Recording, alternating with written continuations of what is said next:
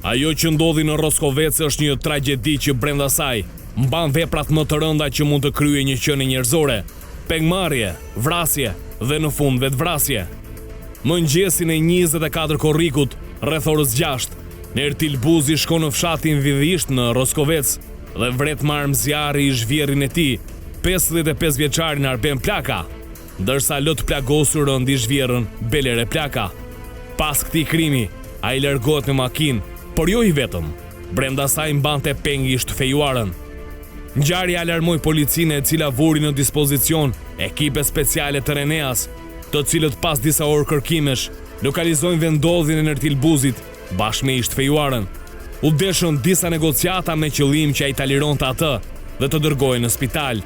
Por pjesa më e vështirë do të ishin negociatat me autorin Nertil Buzi.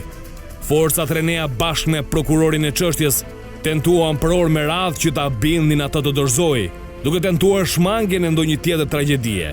Nertil Buzi me vete kishte edhe armën e gjallë me cilën kreu krimin në mëngjes. Por teksa orët kalonin, negociatat u bën dhe më të vështira. Rreth orës 16:35 minuta, dyshohet se në gjendje të rënduar për atë që kishte kryer dhe kishte ndodhur, Buzi i jep fundjetës pikërisht me armën që kreu krimin e mëngjesit. Rreth 3 orë më pas, policia do të njoftonte që në spital kishte ndërruar jetë edhe ish vjerra e tij, Belere Plaka. Kjo ngjarje prodhoi 3 viktima brenda ditës. Sipas asaj që është mundur të dokumentohet nga deklarimet e Nertil Buzit gjatë kohës së negociatave, ai është shprehur se familja e ish fejuarës i kishin marrë mbi 700.000 pound gjatë kohës që ai qëndronte në Angli, çka duket se ky konflikt financiar e ka bindur Nertil Buzin të ndërmerrte hapat gabuar që do të prodhonin tragjedinë e trefisht. Buzi ndoshta ishte një emër i panjohur për drejtsinë shqiptare, por për ata angleze, situata është krejt ndryshe. Në vitin 2022, ai do të merrej peng nga 7 persona në Angli, çështje që dyshohet se lidheshin me shtëpitë e kultivimit kanabisit. Do të ishte pikërisht vëllai i tij që do të denonconte në policinë shqiptare që Nertil Buzi po mbaj peng, e më pas, në një operacion të përbashkët mes shqiptarëve dhe anglezëve, u bë i mundur lirimi i tij.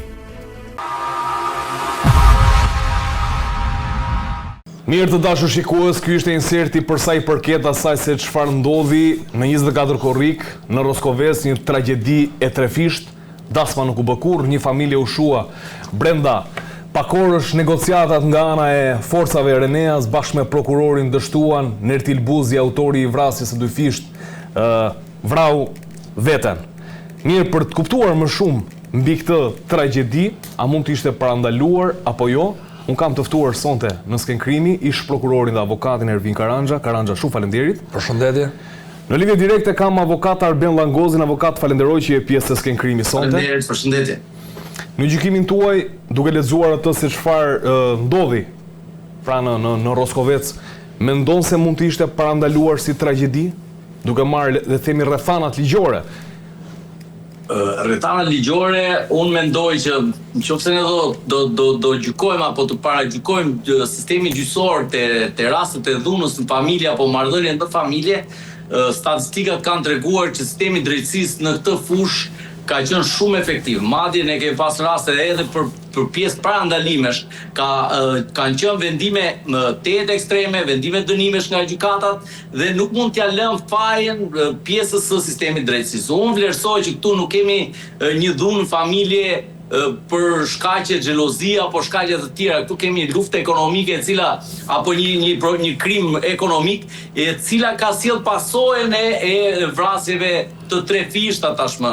Unë vlerësoj që kjo ishte jo pjesë e parandalimit, sepse nuk mund parandalohet, se vlera monetare ishte një vlerë shumë e lartë, diskutohet diku te rreth 500.000 pound që ishin marrë nga familjarët e vajzës dhe nuk refuzonin që t'ia kthenin. Pra shkaku nuk ka qenë dhuna në familje, po ka qenë konflikti në lidhje me pasurinë. Dhe kjo ka çuar në këtë agravim kaq të madh që u morën dhe këto masa kaq ekstreme. A mund të parandalohet? Padyshim që nëse strukturat në tërësi do kishin funksionuar, normalisht që do ishte parandaluar. Pse do ishte parandaluar? Sepse të fusësh në Shqipëri për një vit 500.000 pound nga shteti anglez dhe të mos kesh asnjë lloj kontrolli, unë mendoj që kjo nuk ka funksionuar shteti, sepse padyshim që këto vinë nga një aktivitet kriminal, se 500.000 pound nuk I bën askush në Shqipëri me punë të ndershme, apo edhe qoftë jashtë shtetit, në asnjë vend të botës. Kështu që ky burim I këtyre të ardhura dhe këtyre vlera monetare duhet ishte kontrolluar nga institucionet ligj zbatuese, gjë që edhe sot nuk është se kemi një reagim se si është krijuar kjo vlerë monetare, a është me burim të ligjshëm apo me burim pa ligjshëm, dhe pse nuk janë marrë masa nga institucionet ligj zbatuese shqiptare për këtë fakt. Problemi është sistemi, avokat, problemi është sistemi havala, domethënë ai I cili bën transferimin e parave nga një shtet X dhe I sjell në Shqipëri me bazën e përqindjeve, pra I depoziton parat, po themi 100.000 pound diku në Britani, del garant personi atij dhe ti shkon merr parat në Shqipëri pa kaluar fare në asnjë rrugë ligjore, më kupton? Kështu që nuk e di sa e mundur është. Nëse ne do t'i referohemi deklaratës së prindërve të djalit, ata kanë deklaruar që lekët kanë kaluar në emrin e vajzës.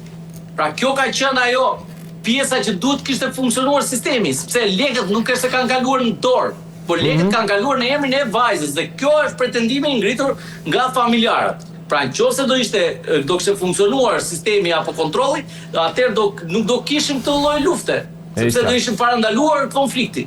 Pra parandalimi do të jetë në tërësi, nuk duhet të jetë se një çifti apo një marrëdhënie familjare nuk do t'i lëmë një policë te dera, sepse ajo është një marrëdhënie familjare e cila ne shpeshherë ka degraduar në Shqipëri, nuk është se është rasti I parë ky që ne kemi pas dhunë familje. Por ne nuk do të japim ngjyrat e një dhune në familje. Sepse kemi një vjedhje e pastër që është bërë nga pala tjetër. Dhe me ndoshta personi, pastaj unë nuk e nxis dhunën, por personi ka pasur një shkak më tepër, jo konfliktin e miqësisë së prishur, por konfliktin e vjedhjes pasurisë së tij. Dhe kjo është që duhet të trajtohesh nga organet ligjzbatuese. Ne I qartë. Faleminderit Langozi. Karanja, tani ju në karrierën tuaj keni ndjekur pafundësisht raste të krimeve të rënda të kësaj, qoftë edhe të kësaj natyre, domethënë. Problemi është që personi ka qenë me masën e sigurimit arrest në shtëpi. Nga informacionet e mia di që ka bërë dhe ankimim në apel, në gjykatën e apelit, sepse nuk ka qenë dakord me këtë masë nga ana e prokurorisë, nuk di që të ketë pasur reagim, ka qenë në masën e sigurimit për veprën penale të përndjekjes. Çfarë do të thotë kjo? Ma trajton dot, që ta kuptojmë pak më thellë? Vepra penale e përndjekjes është parashikuar si krim në mënyrë të posaçme në nenin 121 atë kodit penal. Që kuptojmë me përndjekje? Me përndjekje kemi veprime të përsëritura, të cilëve, kemi veprime të përsëritura për të ndryshuar mënyrën e jetesës së një personi tjetër. Që kuptohet? Pra I del në rrugë, e shqetëson. Kjo vepra penale është në rrethana të cilësuara, pra domethënë shtohet masa e dënimit me 1/3, kur personat kanë pasur lidhje shpirtërore. Që kuptojmë lidhje shpirtërore? Kanë qenë dashur, bashkëshort, ish bashkëshort. Pra ti, nëse për ndjek ish të dashur, atëherë kjo është vepër penale që ka dënim akoma më të rëndë. Sepse mund të ndodhë një çift lidhet, për I shkak apo një tjetër ndahet. Pala tjetër nuk kërkon të lidhet më. Thonë, s'du të lidhet më. Jo, ti do lidhesh edhe shetone, e lo dhe e përndjek. Dhe kjo vjen përndjek që I kthehet në gjendje akti. Pra dhe ajo kërkimi përsëritur në mënyrë të ndrohet në përndjekje, po themi. Të kthehet në akt. Pra kur një person kthehet në akt, atëherë është vepra penale e përndjekjes. Fakti që ky shtetas është arrestuar për nenin 121A tregon që ka dyshime të arsyeshme që është kryer vepra penale përndjekjes e parashikuar nga 121 paragrafi 2, pra që ka rrethana rënduese. Pra se kur është nga ai që ka lidhje shpirtërore është rrethan rënduese, se rritet masa e dënimit me 1/3 e dënimit. Pra saktohet dënimi, për shembull nëse dënohesh 1 vit, shtohet dhe 1/3 e 1 vitit. E qartë. Pra shtohet dhe 1/3 sa do I bie edhe 4 muaj plus. Shtohet 4 muaj. Më pas mund është procedurë, nëse procedohet me gjykim shkurtore, ulet 1/3, por nga pikpamja ligjit material, pra e dispozitës që dënon në 121A, dënohesh për këtë dispozitë rritet me masën e 1/3. Ankimin në apel. Okej, seroni ankimin në apel. Ankimin në apel, siç e tha dhe unë nuk kam në djeni, por është bërë nga I Panderit, që ka kërkuar I mas tjetër dhe është akama me masë sigurimit arrest shpirtëror. Pra, domethënë, apeli ka lënë në fuqi, pra, e ka lënë në fuqi se apeli nuk mund vendos mas tjetër kur ankus është i panderu, nuk mund të rëndoj pozitën e personit në netim. Kur është ankus prokurori, atëherë mund ta rëndoj pozitën, por kur është i panderës mund ta rëndoj gjykata. Atëherë e ka lënë ankus nuk ishte prokurori në këtë rast. Ankus, domethënë, praktikisht i bi, domethënë, në çka diskutuar, domethënë, çka kemi gjuar nëpër media, domethënë, e vërtetë është nuk ka qenë ankus vetëm vetë, nuk ka qenë prokurori. Tani, ideja është i bie që ditën e kaluar, 24 korrik, Nertil Buzit ka thyer masën e arrestit në shtëpi. Po, ka dalë. A mundet që ne të vlerësojmë apo ju në cilësinë e prokurorit, a mundeni të vlerësoni që kemi të bëjmë me atë se çfarë ndodhi me një vrasje me paramendim që Nertil Buzi ishte paramenduar hapat që do ndërmerrte. Shkojmë dot deri në këtë pikë? Mendoj që duhet parë që ai ka pasur një armë zjarri me vete, që ka qenë çifte. Mund të ketë shkuar, domethënë do shifet dosja. Të jemi korrekt, duhet parë dosja. Pra ky ka shkuar me paramendim, i ka goditur njerëzit pa i fol fare. Se nëse shkon e godet pa fol fare, kuptimi atëherë është me paramendim. Ka pasur debat, s'ka pasur, do ta zgjidhin dëshmitarët. Sepse nëna ose vjera e tij është akoma Jo, ndrojet njoftoi policia që ndrojet vetëm vajza kanë mbetur gjallë në këtë. Vajza i bie janë 3 viktima bashkë me autorin. I bie janë 3 viktima. Atëherë, nëna, domethënë autori dhe baba janë 3 viktima, kurse vajza është dëshmitare populare në ngjarje. Do shifen edhe mjetet e tjera, komunikimet që të ngrihet një akuzë qartë, pra ka shkuar me paramendim apo është një sherr, një konflikt i çastit që ka shkuar. Mjeti i përdor një çifte që cili si pasojë atë rëndësa është për me godit dhe kafshët, pra është me kafshët e egra që është pra trupi njeriu është më i dobët se kafsha, edhe nga pikpamja fizike, kështu që ai e ka realizuar qëllimin. Pra do të shoh kemi të bëjmë me një konflikt, pra pse është thyer arresti i shtëpisë, sepse ai ka pranuar të bëjë një vepër penale, ka bërë një vepër penale, pra që ky e ka nisur qurr ka shkelja arresti i shtëpisë, sepse shkelja e arrestit i shtëpisë përbën veprën penale të largimit nga vendi i qëndrimit. Pra ky në vetvete është vepër, pra ky ka bërë një vepër, ka marrë një armë zjarri çifte dhe ka shkuar te vendi i ngjarjes. Ndërkohë, siç e tha dhe avokati Dangozi, diskutohet për një shumë parash. Të paktën çfarë është përfolur, flitet edhe mbi 700.000 pound, është fol 500.000, 700.000, po duhet parë, ne nuk hetimi duhet ta verifikojë edhe këtë. Është e vërtetë apo jo që është marrë kjo shumë parash?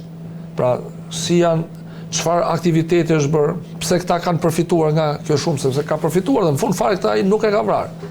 Pra këtë vajzën nuk e ka vrarë. Pra, fati që se ka vrarë mund të jetë, domethënë mund të jetë është bërë pishman për atë që ka bërë.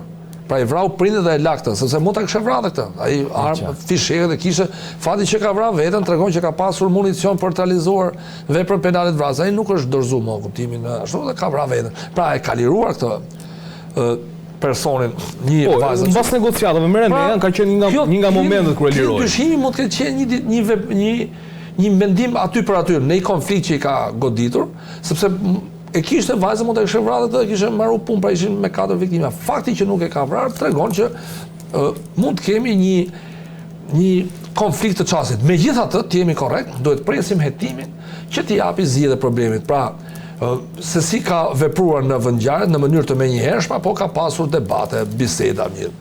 Pavarësisht saj, vepra penale është një vepër shumë e rëndë, nuk justifikohen.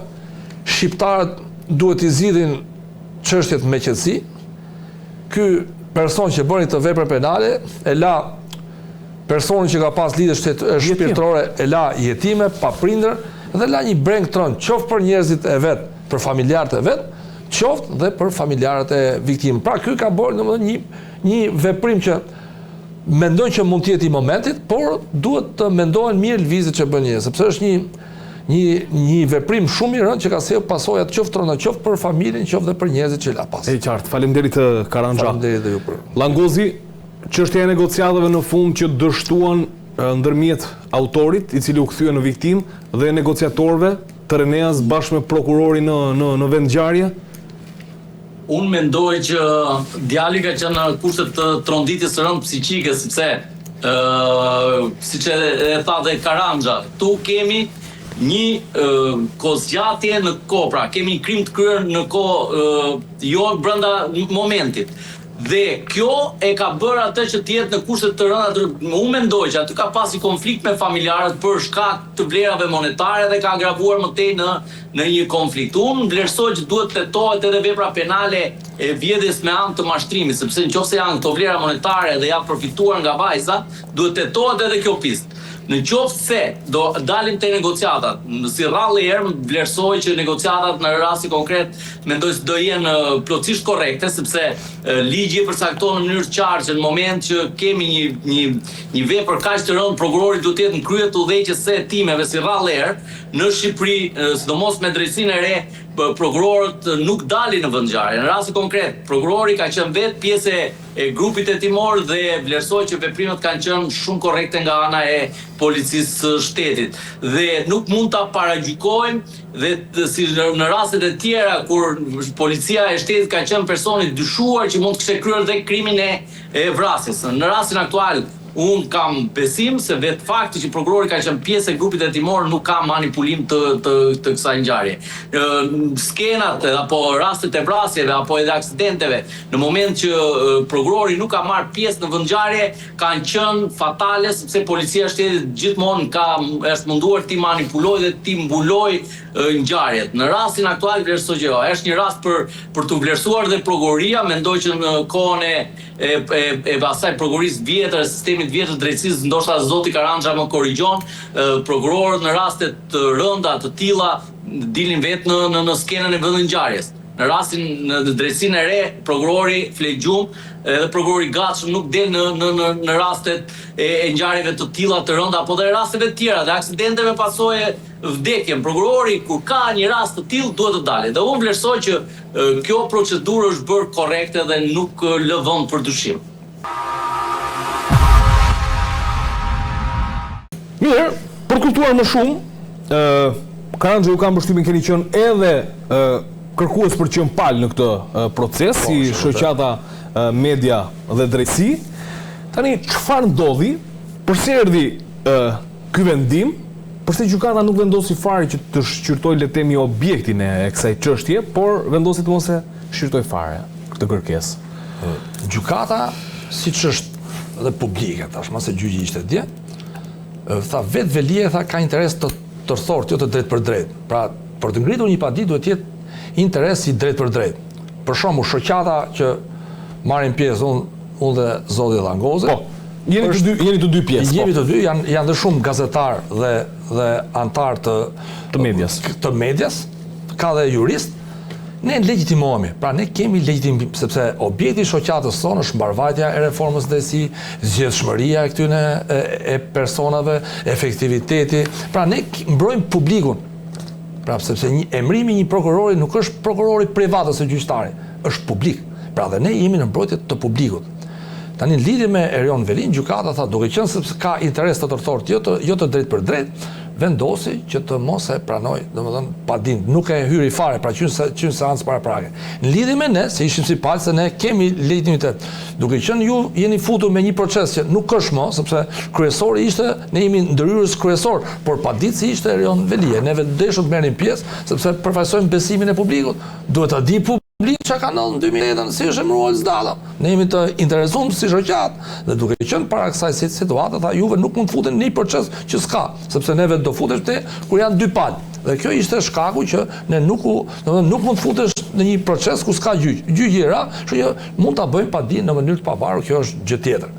Tani në lidhje me shkakun, Erion Velia bëri kërkesë, ka bërë dhe Këshilli i Lartë të Prokurorisë, që Olzdado nuk i plotëson kriteret për të qenë prokuror. Kur zgjedh prokuror Olzdado ka pasur pretendimet, vjetërsia në punë, ligji ka qenë i përcaktuar në mënyrë të qartë, dhe kjo ngrit nga ana Erion Velis, urzu nga gjykata, urzu nga KLP-ja. Tani problemi kush është? Sepse edhe ne si shoqat kemi gjë personale me Olzdado. Absolutisht, edhe me ato që e kanë zgjedhur, as me Pamir Topin, as me Ina Ramën që e kanë zgjedhur, absolutisht jo. Neve konstatojmë një diçka, që kush do i kontrolloj këto organe? Pra ti, ky shqyrto, pra do marri qoftë Velia, qoftë marri një vendim, sepse gjykata e krijuar me ligj është detyrim konvencional nga neni 6 i Konventës Evropiane të Drejtave të Njeriut dhe vendimet të gjykatës së Strasburgut. Theksoj andi, është shumë e rëndësishme, një gjyqtar dhe një prokuror janë kthyer nga gjykata e Strasburgut, janë kthyer në detyrë prokurori Besnik Cani që i ka shfuqizuar dhe Izet Kadana gjyqtar, sepse nuk ka qenë gjykatë krijuar me ligj antarët e vetingut, pra këta nuk kanë respektuar kushtet ligjore. Pra shumë e rëndësishme, një prokuror dhe gjyqtar funksionojnë në bazë ligjit. Kush do t'i kontrollojë këta? Konstatohet që nuk ka asnjë lloj kontrolli asnjë lloj gjë. Thjesht janë caktuar dhe ti të vish shkollë. Por kur SPAK-u merret me të tjerët ose organet e tjera, si ti a duhet të jesh në rregull apo jo, se ti po shikon virgjërinë e të tjerëve. Tash s'do shohësh të vetë, se kështu është tash. Një doktor që shkon hyn në operacion, duhet jetë i pastër vetë që shkon bën operacion të tjetër, duhet jetë i sterilizuar. Kur ti je me mikrobe, shkosh te tjetri, atëherë që këtu duhet transparencë, duhet edhe një kontroll. Ora je apo jo në rregull, nuk e paragjykojmë. Dhe ne si shoqat kemi pretendimin. Është gjykata dhe ne sot vendimi e gjykatës dishëm nuk s'kemi thënë asnjë lloj si shoqat në pretendim që të qoftë fym gjyqtare se vendimi i gjykatës. Mjeti juridik është shkosh në një gjykatë më të lartë. Por të mbrojtja e Veliajt ka thënë që do të apelojnë. Po ta apelojnë, por tash e zemse dhe apeli thotë nuk legjitimosh. Pra këtu kemi sistemin e ri, se ky ishte sistemi i vjetër. Transparencë, ti s'ke transparencë fare. Kur e bën gjën ti squartë, ti shef vetëm tjetrin. Por a do shohësh dhe veten tate, pra a është e pastër, a plotson kriteret apo jo? Sepse te SPAK-u, po të kemi parasysh, janë 3 vende që u diskutuan, që u bë konkurrimi. Dhe para disa ditësh gjykata e lartë ktheu në KLP konkurrimi midis Bledar Maksutit dhe Ndini Tavanit. Pra këta dy konkurrojnë me njëri tjetrin. Ndërkohë që Olc Dado është i pari plotson kriteret fare. Kupton se çfarë bëhet këtu? Pra këta zihen për 0,2 pikë, kurse ky i pari që ky është 0, kupton se çfarë ndodh. Pra tash ti, nëse ka pavlefshmërinë emërimin e Dados, do duhet ta shikoj gjykata që e kuptoj. Filtr, ti si KLP dhe ti si SPAK, nuk i ke pa këto letra? Nuk e shef ti që s'ka marrë shkollën e magjistraturës, është të thjeshtë. Në sistem janë dhe ata që s'kan marrë shkollën e magjistraturës, po janë kriteret tjera. Neni 18 i ligjit kohës, neni 18 ne përcaktojnë. Pavarësisht se s'ke marrë, kur ka nevoja pune, nuk i plotson shkolla, duhet ke vjetërsinë si oficer policie gjyqësore ose jurist pranë institucioneve qendrore të shtetit, si asnjë atje, si e ke zgjedh. Pra këtë ti duhet ta shohësh, çka ndërkohë nuk funksionon as organet e vetingut. Dhe kush është dhe më e fortë, dhe në kuptimin që Valbona Sanxhaktari, antare e vetingut që ka kaluar Olc Dadon, ka ngel avokatin e Olc Dados, sot që ai që mbron Olc Dado e ka ngel kjo Sanxhaktari. Dhe avokati Olc Dado, për mua, për mendimin tim, ka qenë një gjyqtar i nderuar dhe i respektuar, shumë njeri i mirë, por shkarkuar nga Sanxhaktari, pra i ka dalë në pakicë, është një diçka e tillë. I ka dalë. Tani ky është me magjistraturë, ti e ke të kërkuar, sepse këtu është bërë gjueti shtrikash. O do ta heqësh tjetër s'ka. Ky që është bosh fare, ky ti kaloti. Këne i kalon lopa, dhije, gjithë kurse ti kapesh me 1 milingon me këtë. Po ky është magjistrat më. Ai që mbron sot Olc Dado në gjyq është magjistrat. Pra e njëjti ky me magjistraturë ka ngel, kurse ky që s'është fare bosh. Dhe e qesh për kush është? Këta dy zihen për vend e treta. Ky vend i parë, ky është 0. Pra duhet hapi gjithë procesi. Duhet hapi dhe të themi se duhet të jemi në bazë ligjit. Kjo është transparenca. Ndoshta e kemi ne gabim, ore, na tregu dhe ndjen gjyqore, na tregu shkollën e magjistraturës, e ke marrë shkollën. Se ndoshta jemi gabim dhe të fërkojmë sy, ndoshta nuk e kemi pa. Por si vije ashtu? Me qartë. Kjo mbetet sigurisht, kjo mbetet sepse ka një vendim gjykate dhe ne nuk mund të bëjmë gjykatësin në këtë studio, përkundrazi, por jemi detyruar të trajtojmë aspektet ligjore, mënyrën se si funksionon sistemi i drejtësisë dhe të gjitha me radhë sigurisht brenda kornizave morale, etike, ligjore që do duhet i respektojmë nga e para tek e fundit. Çështja mbetet pa përgjigje Langozi apo jo? Çështja ngeli pa përgjigje, por unë vlerësoj që gjyqtari ka qenë edhe nën presion që ka dhënë atë vendim për arsye sepse pak po më parë ne kemi parë që kryeministri ka bërë dhe presion gjyqtarit që gjykonte çështjen, duke nxjerrë në rrjetet sociale, duke etiketuar si gjyqtar problematik etj etj. Dhe vlerësoj që frika që gjyqtari ka pasur nga kryeministri e ka reflektuar dhe në vendimarrje, sepse ne mos harrojmë se të gjithë e dinë që pa bekimin e kryeministrit nuk është futur Erion Veliaj në burg. Pra ne dim shumë mirë që kryeministri ka miratuar në heshtje arrestimin e Erion Veliajt. Dhe nga ana tjetër, jo pa qëllim, gjyqtari është shantazhuar nga kryeministri. Është shantazhuar që të mos gjykohet kjo çështje për arsye sepse nuk i intereson Erion Veliaj të dali nga burgu, sepse do ketë një kundërshti shumë të fortë në politikë, në Partinë Socialiste. Dhe unë vlerësoj që edhe kjo ka qenë një pjesë që gjyqtari nuk ka qenë komod në gjykimin e kësaj çështje, sepse ka qenë një Ta bëj një pyetje Langozi? Më lejoni pyetje procedurale? Po. Në rast sepse ne kemi përballjen e Veliajt në raport me SPAK nga ata akuzë që kanë ngritur, në rast se në një moment caktuar, po marrim rastin që do të kemi një pavlefshmëri të emërimit, po qoftë Altin Dumani, qoftë Olz Dados, kush do të mund të ishte prokurori, pa që mos duket sikur kapemi me emra, që ka hetuar Veliajt, në rast se do të kishte një pavlefshmëri emërimi, arrëzohet si dosje hetimore ajo ndaj Veliajt? Patjetër, sepse janë kryer nga një person që nuk plotëson kriteret. Dhe normalisht çdo akt do të konsiderohej pavlefshëm. Unë mendoj që kjo ditë do gjykohet. Do gjykohet, po ndoshta nuk do gjykohet nga gjykatat tona, po do gjykohet nga gjykata e Strasburgut, sepse pretendimet nuk do ngrihen vetëm në gjykatën administrative, por mendoj se unë nuk e kam ident, janë ngritur edhe në gjykatën penale. Gjë që gjykata e Strasburgut padyshim do ta konstatoj, mendoj, nëse çështja do shkojë atje. Dhe kjo është që lind pyetja, Erion Veliaj është duke u mbrojtur apo është duke u hetuar për qëllime personale. Pra, sepse nëse kjo do dali që do kemi një pavlefshmëri të tillë për shkak për mos përmbushjes kritereve të prokurorit të çështje, atëherë unë vlerësoj se Erion Veliaj është duke u mbrojtur. E qartë. Mirë, atëre do duhet ta presim deri në fund se si do shkojë kjo histori, sigurisht ka një vendim gjykate. Për gjyqtarin është pozitiv sepse është një ndër gjyqtarët më dinjitoz në gjykatën administrative. Do shikojmë dhe arsyetimin, që vlerësoj që do jetë shumë i qartë edhe arsyeja pse e ka rrëzuar. Që vlerësoj se nuk është ai i tha shkurtimisht vendimin. Më vonë do dalë dhe vendimi i arsyetuar që do njihen edhe mediat. Perfekt, sigurisht, ne presim për qenë korrekt në të gjitha, presim edhe vendimin. Karanja, pa përmbyllur këtë çështje? Siç tha dhe zoti Langozi, unë kam qenë vetëm gjyq, sepse kam qenë i autorizuar nga kryetari i shoqatës me përfaqësuar këtë çështje në gjyq. Gjyqtari ka qenë korrekt, e ka menaxhuar me korrektësi procesin, ka marrë një vendim i cili presim arsyetimin e vendimit. Ne kemi paraqitur prova, domethënë ne nuk është se na ka delegitimuar, thash edhe një herë, ne hymë në një proces tjetër, ka pasur gjyqi debate, sepse ndërhyri, siç jeni në dinin, ndërhyri edhe një ish prokurorit Tom Deda në proces, i cili u fut në këtë proces, kishte pretendimet e tij, sepse kur është emëruar Olz Dada, jo më heqën dhe zhvon Olzi, dhe me qëllim, sepse prokuroria ka pasur një numër caktuar prokurorësh dhe s'mund të futesh prokuror kur s'kishte vende.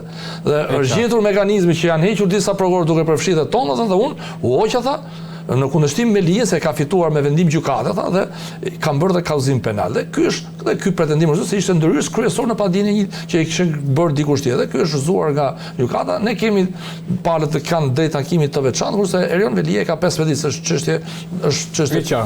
Ka 15 ditë kohë për ta apeluar, pra. Ka 15 ditë për ta apeluar. Pra, kemi parë një proces korrekt, pra menaxhimi me korrektësi, qoftë me media, sot diskutimi kush është se ta diskutojmë se jemi media dhe drejtësi. Pra mbrohet drejtësia, por mbrohet dhe media. Gjithë diskutimi sot, ande që ta bëjmë dhe diskutim dhe me zotin Langozi, është kemi një vendim të kolegjës që shifet rast pas rasti. A duhet të jetë media në sallë gjyqit? Pra, të jetë media, të jetë çfarë thuhet aty, ta marrin vesh gjithë. Siç kanë qenë gjyqet më përpara, se kjo gjë ka 45-t. Kanë qenë gjyqet, ore të marrin vesh populli se çfarë. Gjyqet hapura. Sot është një praktikë që vetëm shpallja e vendimit dhe hyrja e gjyqet bëhet me media. Menaxhimi i seancës pra që nuk bëhet. Unë mendoj, ta them nga vetja, domethënë, duke qenë se i përfaqëson dhe shoqat media dhe drejtësi, gjyqet të caktuara, jo të gjithë gjyqet, që kanë vlefshmëri për publikun dhe ka interes, pse jo t'jenë publike, si që ishte rasti i vrasjes së Azem Hajdarit, ne pam live e shifshin, këtu e më 99-ën, në 2000 këtu e 25 vjetë para. Pse të mos jenë gjyqet dhe gjyqi Erion Velis, ose gjyqi e tjera, duhet dëshu praktika, që është praktike kolegjës kjo. Pra duhet dëshuar rregullore e kolegjës, që t'jenë gjyqet hapura.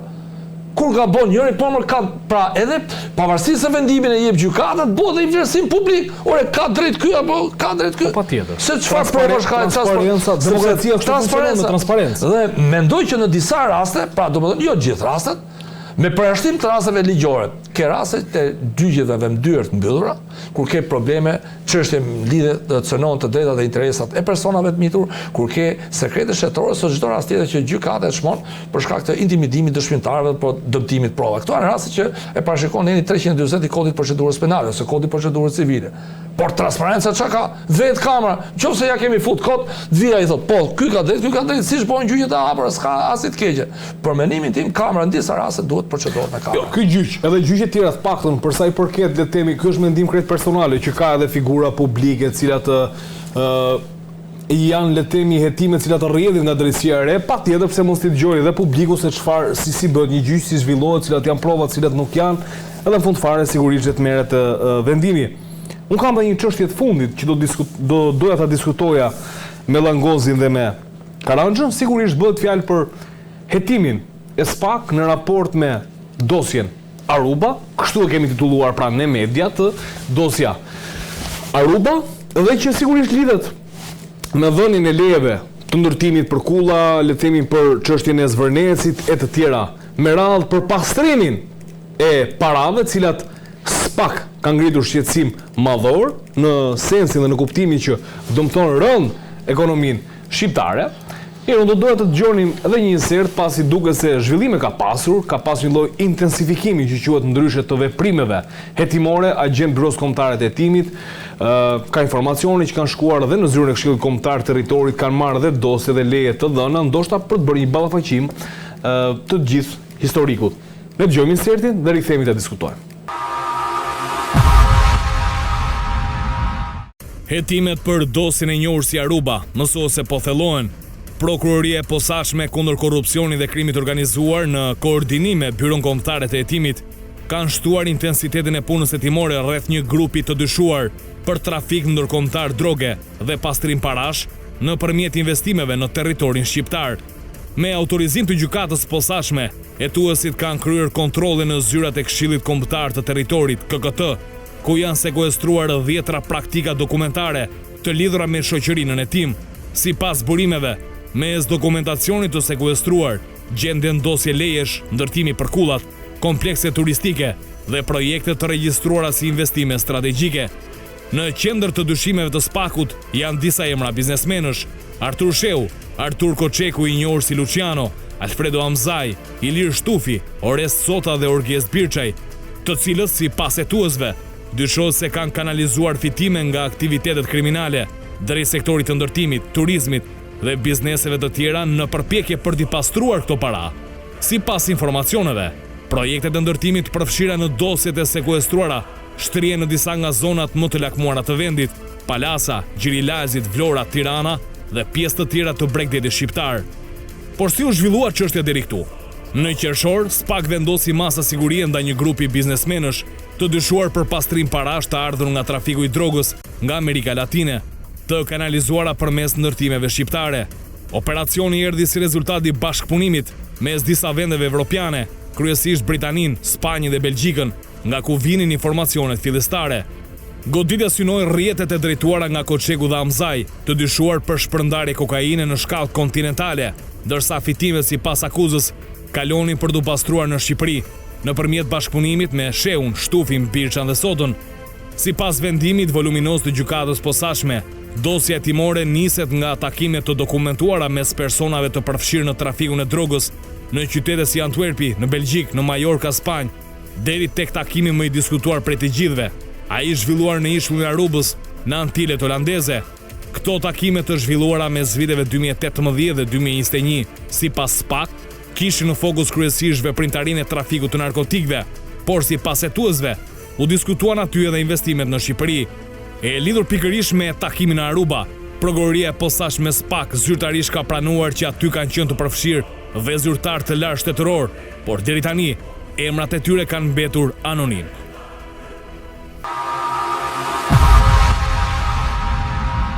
Mirë, kjo ishte le të themi inserti një paraqitje publika asaj se çfarë ka ndodhur.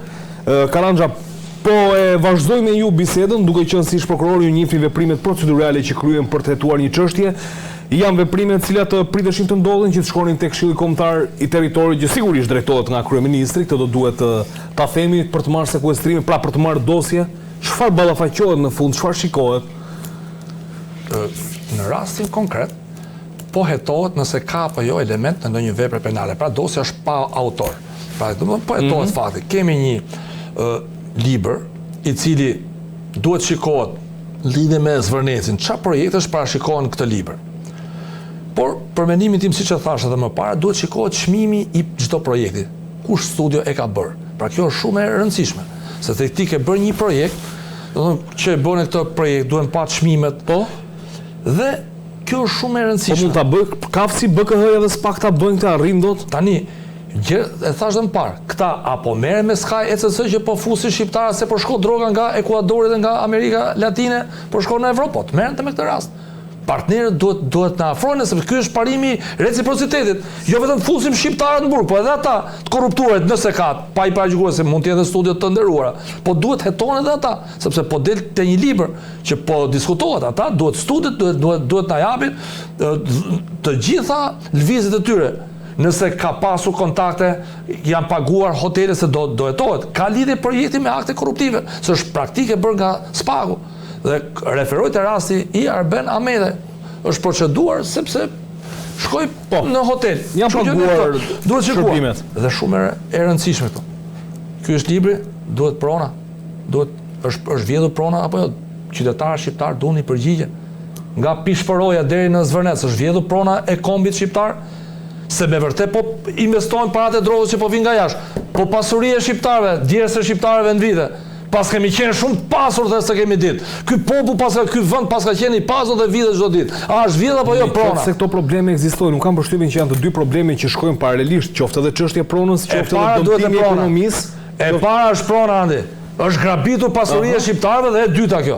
Cënimi i ekonomisë është gjë tjetër. Pra, prioriteti ne do merremi me grabitjen e parave të pronave të shqiptarëve. Ata që kanë futur durët te buxheti i shtetit, ata që bëjnë tendera fiktiv, ata që i marrin lekët me qese, ashtu i kanë marrë. Se sot ke kamera, po ka 36 vjet që lekët merren me thasë zi. Sot ka dalë qeset plastike, më parë kanë qenë ato thasët prej lecke. Kanë qenë me thasë lecke ose me fije, ato thasë të miellit. Pra ka vite që grabitet këtë, dhe këtu duhet të jetë zgjidhje. Është vjedh prona apo jo? Dhe është shumë e rëndësishme. Devijimi me parat e drogës mund, do të thonë, thash, unë jam pro para drogës, unë jemi për konkurrencë ndershme, çdo person të shumë, por prioritare është vjedhja e pasurisë. Kjo do të thonë këtu ngjet Skarkaleci, te vjedhja e pasurisë. Dhe është për tu vlerësuar, domethënë, kryeministri vetë kohët e fundit ka dalë dhe në terren, pra në për objekte të ndryshme, ka shkuar në Durrës, ka shkuar në Kavaj, zonat aty, për të parë këto projekte i ka në mbështetur në Theth, pra edhe në Theth, pra ka kapur një zonë të caktuar, që folën dhe për Besën më parë, që këto, por duhet jemi unë personalisht ka mendimin çdo gjë tjetër formalizuar. Ç'kuptojmë me formalizim? Me formalizim kuptojmë që i thritën për zgjedhje ato banorët e Thethit e në parë ta bonin dhe ja shemën. Pa shkrim, po se pa letra, që të kesh me letër, me leje çdo gjë, mos bëhet sepse na vjen shumë keq, sepse në Shqipëri është bërë si trend për 35 vjet. U hodhën 1 miliard euro në lan, 1 miliard euro janë edhe 2 miliardë mos më shumë, u shem prap. Po ti si shtet ku je, pse le të bën? Dhe shumë zona tjera, jo do bëhet rrugë, po ti pse le? Ata janë njerëz cilët kanë investuar kështu, e kanë menduar, ti si shtet duhet t'i drejtosh. Pra, shteti është një mos funksionim total. Në fundit shemë dhe e ka ai fajin. Por shumë e thjesht, për këtë palishpëri kush ka? Pra janë një sër zinxhirësh që ndodhin dhe ngelet e pika fundore, ngelet atij që i kapet në dorë. Po nuk është ai që është ka në dorë. Nuk ka funksionuar shteti dhe me drejt dalin te protesta. Çfarë të bëj prap shpinë të mashemin, nuk e ama atë tekaj. E bërë të shemin prap. Kështu që duhet prezë që duhet diçka tjetë e formalizuar dhe mbas ligjit. E qartë, faleminderit Karanja. Langozi, sekuestrimi ose marrja e dosjeve nga zyra e Këshillit Kombëtar të Territorit, çfarë mund të prodhoj si histori deri në fund? Po, asgjë nuk do prodhoj, unë vlerësoj që programi i posaçme do vijoj atë mbrojtjen selektive që i bën pushtetit. Sepse nëse do kishim sekuestro me qëllim se sekuestrimi i një dokumenti bëhet apo i dosje bëhet në moment që shikohet një parregullsi që është bërë në atë dosje, dhe nëse do kishte parregullsi, kush i ka dhënë këto leje? I ka dhënë kryeministri. Ja, kjo është ajo që unë e kam thënë shpeshherë. pse nuk hetohet kryeministri për këto leje që ka dhënë? A është hetuar për një leje? Sa vite po bën spaku që është në këtë po mbush 9 vite. Po mbaroi mandati. Dhe ne nuk kemi parë të hetohet një leje ndërtimi për personin kush e ka dhënë. Është dënuar vetëm Vangjush Dako për një leje që kishte dhënë kundërshtim me ligj. Askush tjetër. Pa të rregullta që janë këto leje, këto projektet, ne kemi projekte të cilat janë thjesht imagjinare. Është bërë puna, pastaj është bërë projekti. Janë bërë dokumentat vetëm fiktive për që ndosje. Pra ne kemi një trinom të lidhur tashmë. Kemi lidhjen e prokurisë, të pushtetit dhe të krimit. Ne kemi krimin organizuar që zgjedh dhe vendos deputet, zgjedh dhe vendos ministra, vendos drejtor policisht, dhe ne nuk mund të presim që ne do kemi një prokuror se vajti sekuestroj një leje dhe çfarë, asgjë s'do bëhet. Pra, nga informacioni se ku ka rritur shteti jon, nga informacion që unë kam që meriton verifikim, rezulton që kryeministri në një ceremoni që ka qenë në Durrës, ka shkuar dhe ka drekuar me ergysa gasin pas ceremonisë. Dhe i ruajtur nga shefi i komisariatit. Dhe nga Garda e Republikës. Ja, pra kjo është ai shteti jon që është i lidhur me krimin, që ne vem ulemi këm kryq në Aruba. E del gjiknuri thotë, jo po gjyq, po vazhdo. Nuk ka problem, po prokuroria posaçme duhet t'i japi shpjegim se ka shkruar një fjali atje, thotë që ka qenë përfaqësues qeverisë shqiptare në Aruba. Po kush ka qenë? Pse nuk e jep? Pse nuk e jetohet? Ku janë to shefa që se jetojnë? Pse ul kryeministri në drek me agasin kur ka qenë person kërkim? Në vend të arrestohet, drekon me kryeministrin. A kupton ku jemi? Ka marrë fund vendi jonë me këtë kryeministër që përdor njerëz të varfër për propagandë dhe ulet këm kryq me krimin organizuar. Ka marrë fund Shqipëria. Dhe nëse Europa është kjo që na serviret që ne me Demek po ecim para që ne shkojmë çdo ditë del na shtëpia del gjallë dhe se di kthesh apo jo, sepse ke burim aksidente çdo kohë, kemi rrugë që janë vrastare dhe ne nuk e dim, ne nuk është kjo Europa. Ne kemi qenë, ne dim shumë mirë si funksionon edhe si menaxhohet një sistem shtetëror në Europë. E nëse sistemi shtetëror është si në Shqipëri, atëherë nuk e di. E nëse se pash dhe këtë gafën që bëri, nuk e di domethënë, a e besojmë me vërtet njerëzit. Doli thanë që ne do bëjmë diellën që të luftoj korrupsionin në Gjermani. A është delir apo është mashtrim, se nuk e kuptoj këtë gjë. Çfarë lloj shteti kemi më? Çfarë lloj shteti? Vesh t'i japësh mend një shteti gjerman për mënyrën se si do luftoj korrupsionin me diellën e kryeministit që ka bler 500 euro në internet, edhe ka bërë tenderin 500 milionë euro. Ne e qartë. Mirë. Mersi. Arben Langozi, unë të falenderoj shumë që pata sonte pjesë të Sken Krimi, sigurisht vlerësoj gjithnjë faktin që ju ndani informacione, qoftë dhe informacione sensitive të natyrave të ndryshme, ju keni dhe kurajun dhe guximin që në çdo dalje publike i thoni këto dhe sigurisht përballeni si në raste të caktuara sepse ju keni bërë deklarime fortë sigurisht në këtë. Ne kemi detyrë edhe unë dhe ju të sensibilizojmë publikun, t'i kërkojmë llogari institucioneve që pse nuk janë transparent. Dhe hetimi i mëtejshëm nuk na përket ne, i përket institucioneve, i përket prokurisë posaçme që duhet thoj kush kanë qenë personat që kanë qenë në Aruba. Duhet t'i vë para përgjegjësisë, duhet ishte me mas arresti sot, jo deputet Republikës Shqipërisë. Unë kam gjuhë që ka qenë një shkurtër. Kam gjuhë që ka qenë një shkurtër. Kanë qenë tre, por do tali dhe emrat se po e marr vetë dosjen atje se meqense më ka hedhur në gjyq. Ka dhe një të tretë? Po marr dosjen. Jo, ka dhe një të tretë, nuk janë 2 zyrtarë, janë 3? Janë 3. Janë 3 zyrtarë që kanë qenë në Aruba. Janë bërë 6 takime. Kështu nuk mund t'i coptojmë, një ande një këtej, s'mund të dalim. Tani po shkove në gjyq të bie dosja, mos sigur se më fare dhe emrat ashti. Keni vetë në dorë. Gabime, duhet të kërkojmë edhe falje, sepse është normale. Patjetër. Zakonisht nuk është se kam informacion. Berisha doli ata gjiknurit në kuvend, i tha për ty flasin gjitha. Atëherë, dëshmitari i parë do jetë Berisha procesor, sepse ai nga e di. Ne tani nuk mund ta paragjykojmë Berishën që shpirt. Berisha thot vërtetën sepse është lideri i 500.000 shqiptarëve. Ne i qartë. Arben Langozi, unë të falenderoj shumë dhe sigurisht ju vlerësoj për kurajën që keni qoftë edhe në përballje të kësaj natyre. Ervin Karanxha, të falenderoj shumë që të pata sonte në Sken Krimi, vlerësoj gjithë ekspertizën tuaj dhe informacionet që ndave bashkë me ne dhe me shikuesit e Sken Krimi.